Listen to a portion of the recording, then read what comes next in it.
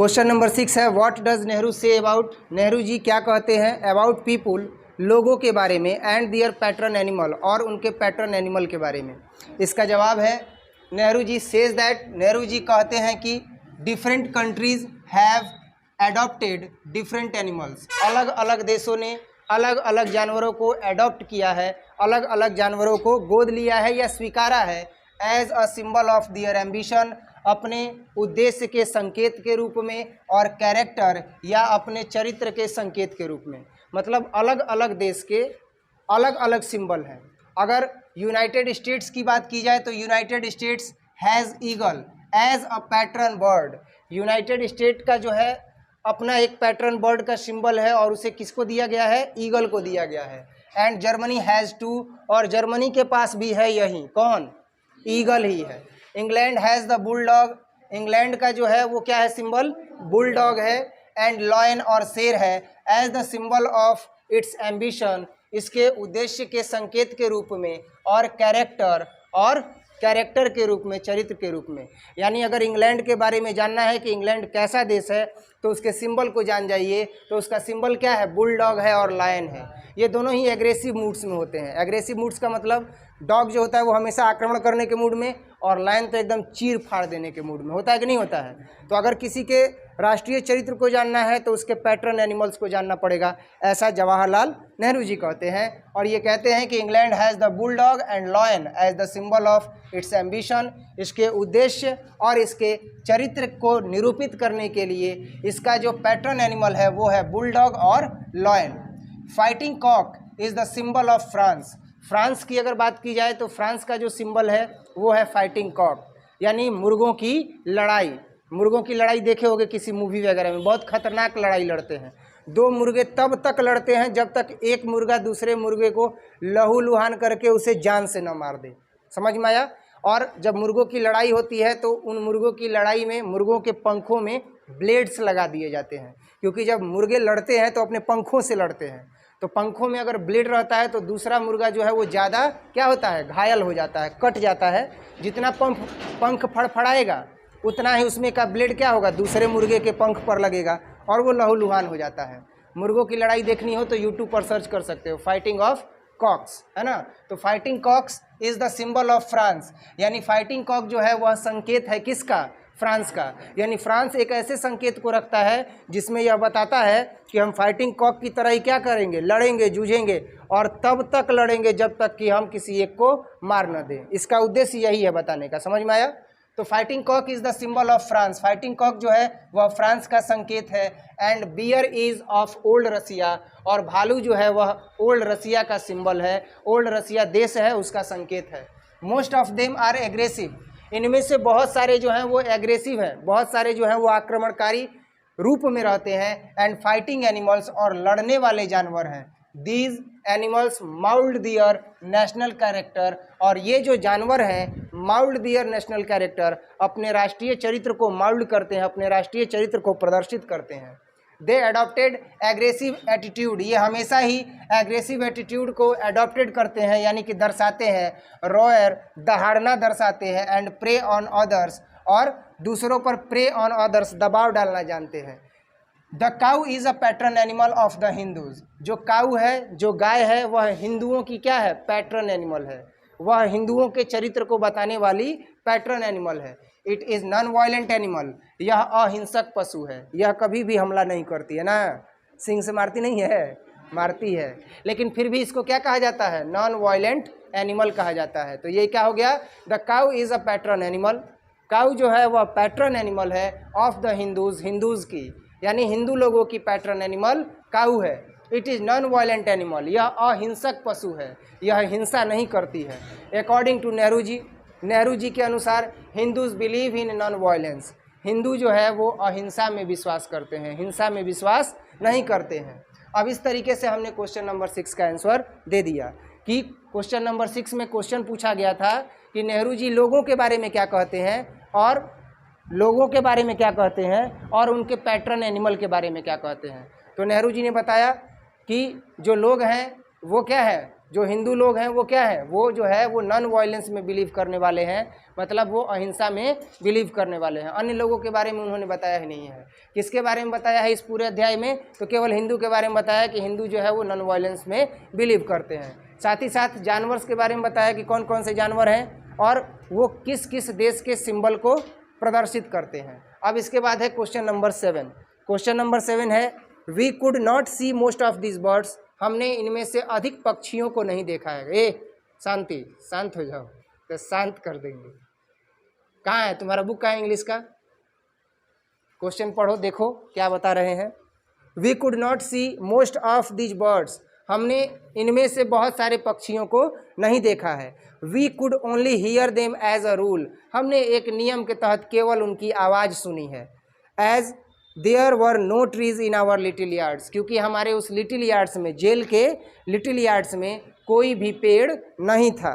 What light does it throw on the relation between the birds and plants, क्या प्रकाश डाला गया है संबंध पर पेड़ों के और पक्षियों के, पेड़ों और पक्षियों के बीच क्या संबंध है, क्या प्रकाश डाला गया है इस वाक्य के द्वारा। कौन सा वाक्य है? वाक्य है we could not see most of this birds, हमने बहुत सारे पक्षियों को नहीं देखा है। We could only hear them, हमने केवल उन्हें सुना है एज अ रूल, एक नियमावली के तहत, मतलब सुबह शाम पक्षी चहचहाते होंगे तो हमने नियम के तहत, वो नियम एक बन गया कि सुबह हमें पक्षियों का आवाज़ सुनाई देगा और शाम को पक्षियों का आवाज़ सुनाई देगा, या दोपहर को पक्षियों का आवाज़ सुनाई देगा। समझ में आ रहा है? तो एक नियमावली के तहत ही हमने उनके आवाज़ को केवल सुना है, हमने उन्हें देखा नहीं है। क्यों?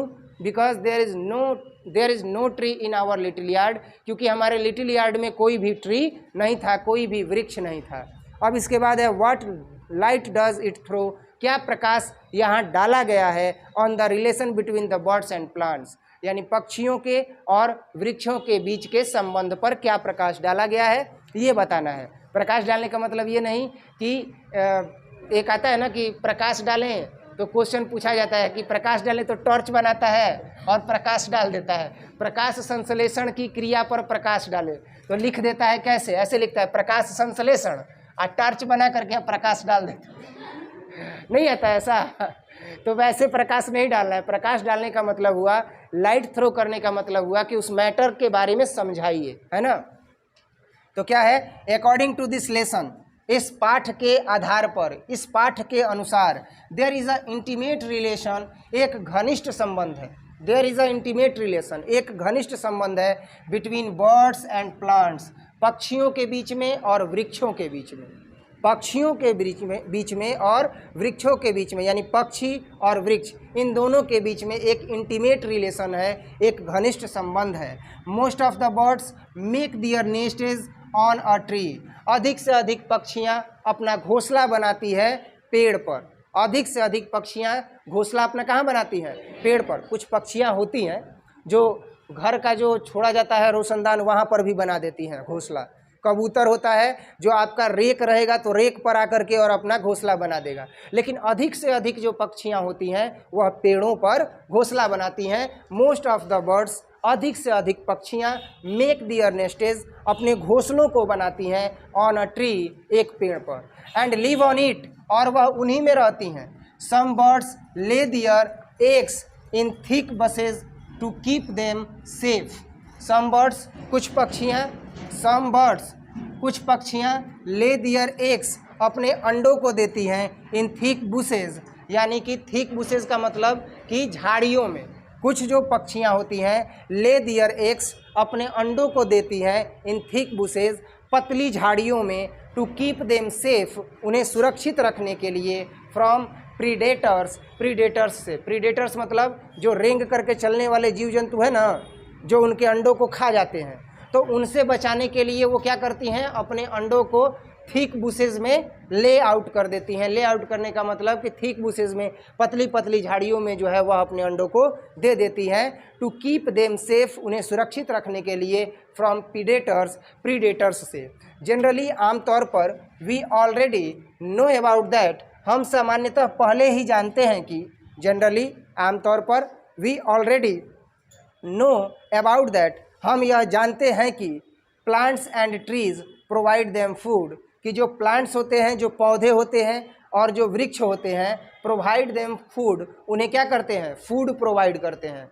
जो प्लांट्स होते हैं, प्लांट्स का मतलब पौधा, पौधा किसका, मान लेते हैं कि जो छोटा छोटा रहता है उसी को ना पौधा कहते हैं, और वृक्ष कहते हैं जो सबसे बड़ा हो जाता है ना। बड़ा हुआ तो क्या हुआ, जैसे पेड़ खजूर, और पंथी को छाया नहीं फल लागे अति दूर। तो इतना भी बड़ा नहीं हो जाना चाहिए कि आप किसी को छाया ही ना दे सको, है कि नहीं। इतना बड़ा हो जाओ कि कम से कम छाया दे सको। बड़े हो जाओ और पता चला कि माता पिता की सेवा ही नहीं कर रहे हैं, तो ऐसे बड़े होने का क्या मतलब है। इससे अच्छा तो छोटे ही थे। तो वही चीज़ यहाँ पर है कि प्लांट्स क्या होता है, तो प्लांट्स जो है वह छोटा जो होता है पौधा, उसको बोलते हैं प्लांट्स, है ना। छोटा जो रहता है, जब वृक्ष छोटा रहता है तो उसको प्लांट्स कहते हैं, और जब वृक्ष बड़ा हो जाता है तो उसको क्या कहते हैं, ट्री कहते हैं। तो अब जो पक्षियाँ हैं वह छोटे छोटे प्लांट्स से कैसे अपना फूड गेन करती हैं, इसके बारे में बताते हैं। मान लेते हैं कि टमाटर जो है वो बो दिया गया, वो प्लांट्स है कि नहीं है, और टमाटर एकदम पक गया, तो पक्षी जा कर के क्या करता है, खेत में उसको खाता है। कॉर्न, कॉर्न मतलब जो है ये मक्का, है ना। तो जो मक्का होता है वो खेत में लगता है, वो छोटा छोटा पौधा ही ना होता है, वो वृक्ष नहीं होता है।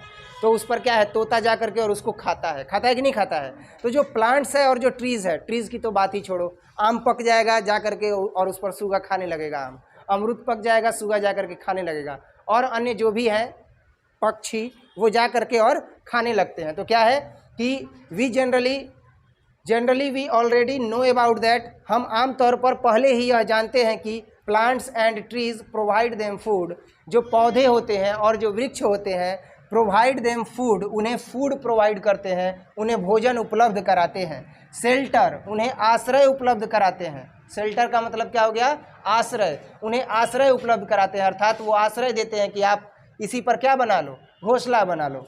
एंड प्रोटेक्शन, और उन्हें सुरक्षा प्रदान करते हैं। मोस्ट ऑफ द बर्ड्स, अधिक से अधिक पक्षियाँ, बिगिन दियर डे, अपने दिन की शुरुआत करती हैं, with chirping on the trees, पक्षियों पर चहचहा करके, पेड़ों पर चहचहा करके, ऑन द ट्रीज, पेड़ों पर चहचहा करके अधिक से अधिक बर्ड्स जो है बिगिन दियर डे, अपने दिन की शुरुआत करती हैं। मोस्ट ऑफ क्या है, मोस्ट ऑफ द बर्ड्स, अधिक से अधिक पक्षियाँ, बिगिन दियर डे, अपने दिन की शुरुआत करती हैं, with chirping on the trees, पक्षियों पर पेड़ों पर चहचहा करके। If there are no trees, अगर पेड़ नहीं होंगे, अगर वृक्ष नहीं होंगे, if there are no trees, अगर वृक्ष नहीं होंगे, the life of bird is not possible, तो पक्षी का जीवन, द लाइफ ऑफ बर्ड्स, पक्षियों का जीवन, इज़ नॉट पॉसिबल, संभव ही नहीं है, in this nature of earth, इस पृथ्वी के प्राकृत में, इस पृथ्वी के प्राकृत में पक्षियों का जीवन संभव ही नहीं है यदि वृक्ष इस धरातल पर ही न हो। समझ में आया। अर्थात वृक्ष और पक्षी दोनों के बीच एक घनिष्ठ संबंध है, इतना घनिष्ठ संबंध है कि ये दोनों ही जो है वो क्या है, खास करके पक्षी जो है वह A to Z किस पर निर्भर रहती है, वृक्ष पर ही रहती है, प्लांट्स पर रहती है, ट्रीज़ पर रहती है। अगर प्लांट्स और ट्रीज़ नहीं होंगे तो इनका जीवन समाप्त हो जाएगा। ठीक है, इसके बाद हम लोग नेक्स्ट